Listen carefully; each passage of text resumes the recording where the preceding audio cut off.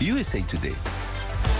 Grégory Volokhin est donc avec nous, le président de Mescard Financial Services. Bonjour Grégory, on voit ces indices américains légèrement dans le rouge aujourd'hui. On va surtout suivre, alors ce soir à 17h heure de Paris, ce sera encore la fin de matinée, la mi-journée peut-être pour vous Grégory, Jérôme Powell et Janet Yellen qui vont s'exprimer tout à l'heure devant une commission du Congrès, d'une part, et d'autre part à suivre aussi cette semaine, bien sûr, la Maison-Blanche et ce plan dont on entend parler depuis hier, peut-être de 3 000 milliards de dollars, 3 000 milliards supplémentaires pour les infrastructures.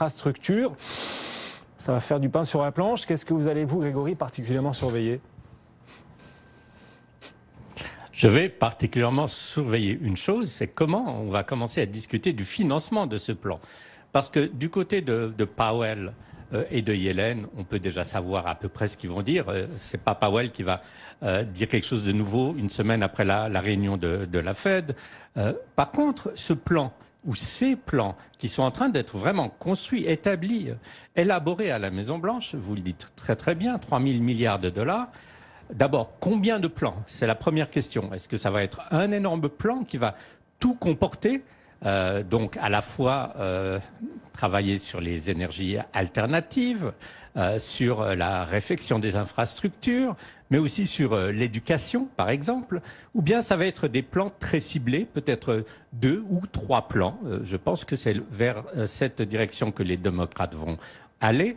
Mais toujours une seule question, il faut trouver de l'argent. Et c'est là que, pour des investisseurs et pour le marché, les questions sérieuses vont commencer à se poser. Il suffisait de lire, par exemple, Politico ce matin. Politico est respecté et surtout bien informé. Alors, Politico disait tout simplement que Bernie Sanders, lui, il pense que pour financer le plan d'infrastructure, il faut négocier tous les prix des médicaments que le gouvernement utilise. Pour le moment, le gouvernement ne peut pas négocier le prix des médicaments avec les compagnies pharmaceutiques. Et ça, c'est important, évidemment, pour l'industrie pharmaceutique, qui se bat contre ce genre de mesures depuis des années. On peut attendre aussi, et ça c'est beaucoup de membres de la gauche du Parti démocrate, à des hausses d'impôts. Mais vous avez alors, évidemment, des gens, que ça soit dans les banques ou ailleurs, qui disent « mais faites attention, les impôts sont déjà extrêmement élevés pour les particuliers ».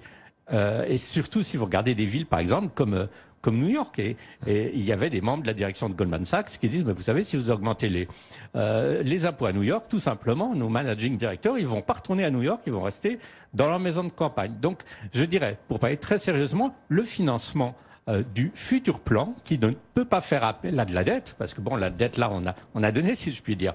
Donc, qui doit trouver des sources de revenus.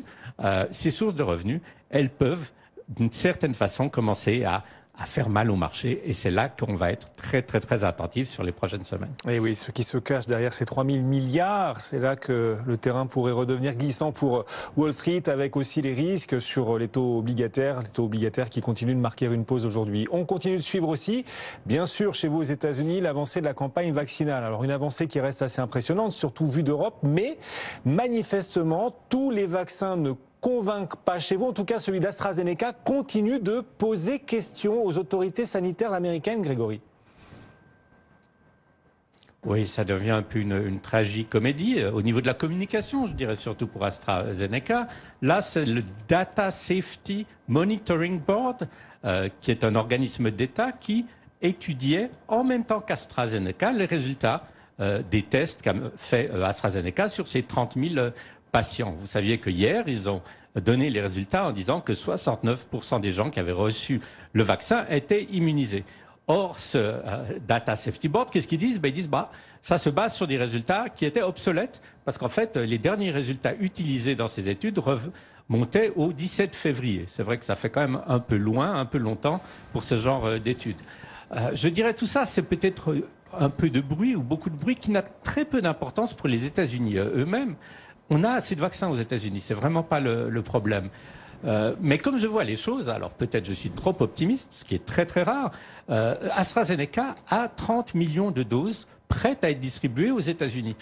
Or, si maintenant les autorités américaines traînent un peu les pieds, demandent plus d'études sur les résultats AstraZeneca se feront une joie de livrer ces vaccins en Europe. Donc j'essaie de voir là le verre à moitié plein et pas à moitié vide. Et très sérieusement, pour le moment, AstraZeneca, par exemple, livre, et ils ont livré 4 millions de vaccins au Mexique, mais personne encore aux États-Unis ne reçoit le vaccin qui n'est pas autorisé. Donc on peut imaginer en fait que ces problèmes avec l'administration américaine soient un peu positifs pour vous, Européens. On imagine les autorités européennes suivent tout ça de très près. Voilà les effets de vase communicants sur ces vaccins et la lutte pour en obtenir évidemment face au manque de doses et puis les doutes aussi encore persistants sur ce vaccin d'AstraZeneca, en tout cas de la part de cette autorité sanitaire américaine. On continue de suivre aussi ce que nous annoncent les différents géants de la tech aux États-Unis. C'est l'avenir et on suit notamment cette piste pour Microsoft. Microsoft s'intéresse au site Discord, un site évalué 13 milliards de dollars. Quel signal Microsoft est-il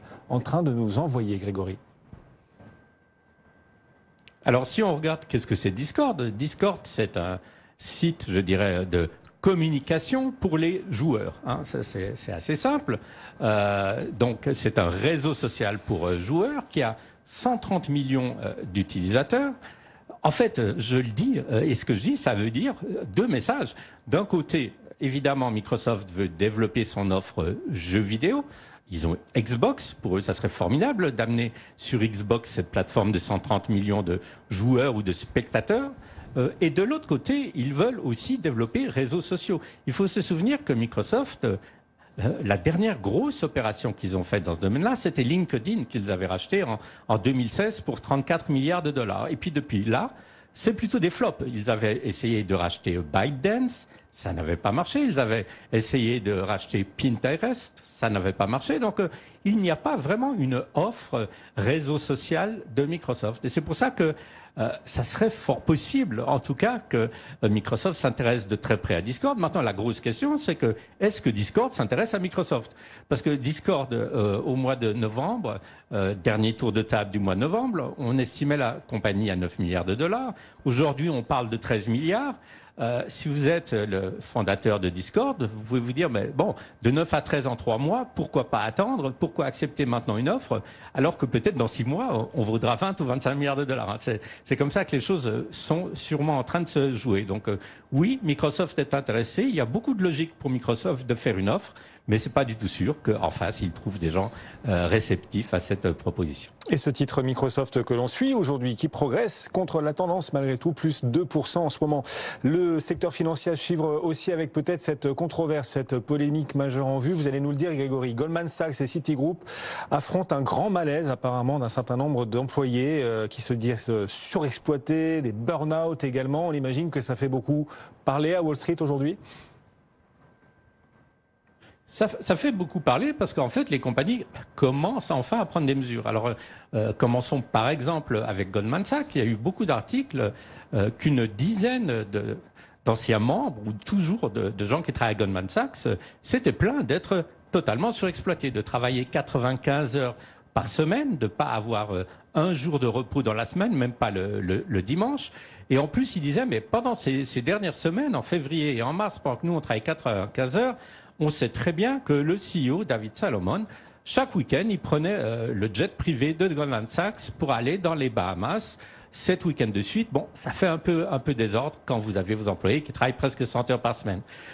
Plus sérieux ou moins sérieux, je n'en sais rien, le CEO de Citigroup, alors elle annonce une mesure, et ça, je trouve très intéressant. Cette mesure, tout simplement, elle l'a envoyée à un mémo ce matin en disant « À partir d'aujourd'hui, je vous prie de ne plus utiliser Zoom pour des meetings le vendredi. » Et c'est un signal qu'elle veut donner. Elle veut que les gens non seulement travaillent peut-être un peu moins, mais surtout que, en fait, la semaine de travail puisse aussi se passer, disons, dans des, comment dire, avec un peu moins de tension. On parle beaucoup de Zoom burn-out, de gens qui n'en peuvent plus, je sais pas ce qu'ils font, cassent leur téléphone, leur laptop quand ils font Zoom, je sais pas, mais en tout cas, Zoom est très souvent accusé par beaucoup de gens comme étant une source de stress. Donc, Citigroup, ils disent plus de Zoom le vendredi, et puis on veut en tout cas que vous preniez toujours le samedi off,